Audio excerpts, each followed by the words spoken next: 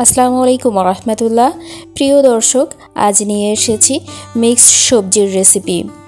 নানা ধরনের সবজির মিশ্রণে এই সবজির রেসিপিটি তৈরি করে নিয়েছি। আমরা বাসায় কম বেশি এই সবজির রেসিপি তৈরি করে থাকি, তবে আমি যেভাবে বাসায় তৈরি করে থাকি সেই রেসিপিটি আজ আপনাদের সঙ্গে শেয়ার করব। আশা করি রেসিপিটি আপনাদের অনেক বেশি ভালো লাগবে। চলুন তবে এই সবজি রান্নার মূল প্রস্তুত প্রণালীতে। মিক্সড সবজি তৈরি করার জন্য এখানে আমি কিছু সবজি নিয়ে নিয়েছি। আগে থেকেই এই সবজিগুলো আমি ধুয়ে পরিষ্কার করে নিয়েছি। এখানে নিয়েছি পেঁয়াজ কলি। এই পেঁয়াজ কলি ছোট ছোট টুকরো করে কেটে নিব। আরও নিয়েছি এখানে টমেটো, পাকা টমেটো ব্যবহার করব। নিয়েছি আলু আর নিয়েছি গাজর। এই মিক্সড সবজিতে চিংড়ি মাছ ব্যবহার করছি। যে কোনো সবজি রান্নায় এই ধরনের ছোট চিংড়ি মাছ ব্যবহার করলে রান্নার স্বাদটা অনেক অংশে বেড়ে যায়। সবজি রান্নার জন্য এখন আমি সবজিগুলোকে ছোট ছোট করে কেটে নিব। প্রথমে আমি এখানে পেঁয়াজ কলি নিয়ে নিয়েছি। ছোট টুকরো করে কেটে নিলে সবজির টেস্টটা অনেকটা ভালো লাগে।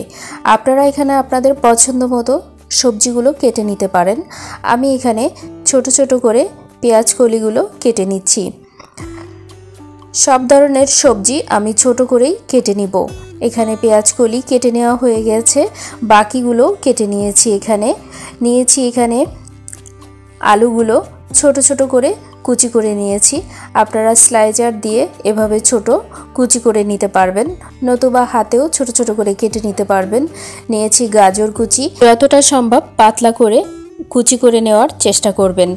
এখানে সবগুলো গাজর এভাবেই আমি কেটে নিয়েছি। আর এখানে কয়েকটা ঝাল ফালি দিয়ে নিয়েছি। এখন আমি চলে যাচ্ছি রান্নাতে। চুলায় একটি কড়াই বসিয়ে দিয়েছি এবং দিয়ে দিচ্ছি পর্যাপ্ত পরিমাণে তেল। আপনারা এখানে সয়াবিন বা সরিষার তেল ব্যবহার করতে পারেন। প্রথমেই দিয়ে দিচ্ছি ছোট চিংড়ি মাছ, হালকা করে ভেজে নিব। চিংড়ি মাছ ভেজে নেওয়ার পর বাকি সবজিগুলো আমি দিয়ে দিব। এখানে চিংড়ি মাছটা মোটামুটি একটু ভেজে নেওয়ার পর দিয়ে দিচ্ছি এখানে স্বাদ মতো লবণ। এই লবণটা আমি একবারেই দিয়ে নিয়েছি। আরও দিয়ে দিব হলুদ গুঁড়া। এখানে 1 চা চামচ হলুদ গুঁড়া দিয়ে নিচ্ছি। এখন সবটা আরও কিছু সময় একটু ভেজে নিচ্ছি। ভেজে নেওয়ার পর একে একে সবগুলো সবজি আমি দিয়ে দিব। চিংড়ি মাছটা অনেকটাই ভেজে নেওয়া হয়ে গিয়েছে। দিয়ে দিচ্ছি এখানে কাঁচা ঝাল ফালি। আপনারা আপনাদের পছন্দ মতো ঝালের ব্যবহার করে নিতে পারেন। ঝালগুলো দেওয়ার পর আমি সবজিগুলো দিয়ে নিব। পেঁয়াজ কলি আমি ধুয়ে পরিষ্কার করে নিয়েছি, দিয়ে দিচ্ছি পেঁয়াজ কলি। আরও ব্যবহার করছি এখানে গাজর কুচি দিয়ে দিব। মিক্সড সবজির ক্ষেত্রে আপনারা আপনাদের পছন্দ মতো সবজি দিয়ে দিতে পারেন। এখন দিয়ে দিচ্ছি আলু কুচি। এখানে আপনারা পাতাকপি, ফুলকপির এই ব্যবহারগুলো করতে পারেন। এখন সবগুলো সবজি একটু এলোমেলো করে আমি নেড়ে চেড়ে নিচ্ছি। উপর নিচ করে এভাবে নেড়ে দিব। আর এই সবজির রঙটাকে এভাবে সবুজ ধরে রাখতে চাইলে ঢাকনা ব্যবহার করবেন না, এভাবেই রান্না করবেন, তাহলে কালারটা খুব সুন্দর থাকবে। গাজরের রং এবং পেঁয়াজ কলি এভাবেই কালারটা সবুজ থাকবে। এটা একটা ট্রিক্স বলতে পারেন। আর এখানে আপনারা কিছু কাঁচা জিরা ব্যবহার করতে পারেন। আমি এখানে 1 চা চামচের মতো কাঁচা জিরা ব্যবহার করছি। আরও একটু সময় নেড়ে চেড়ে এটা রান্না করে নিব। আপনারা আমার সঙ্গেই থাকুন।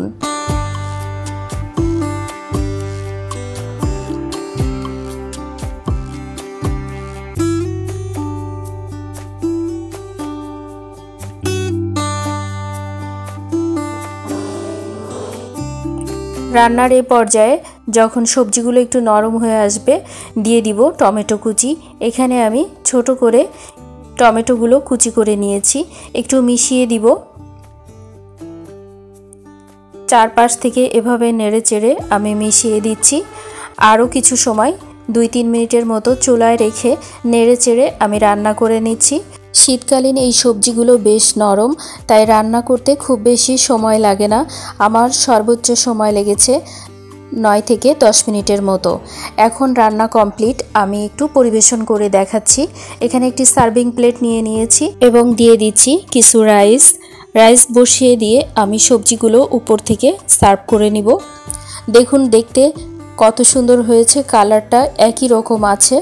আর চারপাশে একটু সাজিয়ে নেওয়ার জন্য আমি এখানে দিয়ে দিয়েছি টমেটো কুচি এবং কাঁচা ঝাল দিয়ে সাজিয়ে দিয়েছি।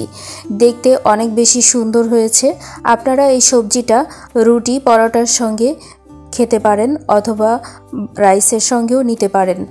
লোভনীয় এই শীতের সবজি আপনারা একবার হলেও বাসায় এভাবে তৈরি করে দেখতে পারেন। আশা করি অনেক বেশি ভালো লাগবে, পরিবারের সবাই অনেক বেশি পছন্দ করবে। প্রিয় দর্শক, এতক্ষণ ধৈর্য ধরে আমার ভিডিওর সঙ্গে থাকার জন্য অনেক অনেক ধন্যবাদ জানাই। পরবর্তী ভিডিওর আমন্ত্রণ জানাচ্ছি। আর সকল নিত্য নতুন ভিডিওর আপডেট পেতে এখনই আমার চ্যানেলটি সাবস্ক্রাইব করে রাখতে পারেন। অল নোটিফিকেশান অপশান অন করে আমার সঙ্গেই থেকে যেতে পারেন, তাহলে সবার আগে আপনার কাছে পৌঁছে যাবে আমার ভিডিওর নোটিফিকেশান। সকলের সুস্থতা কামনা করে এখানেই শেষ করছি। আল্লাহ হাফেজ।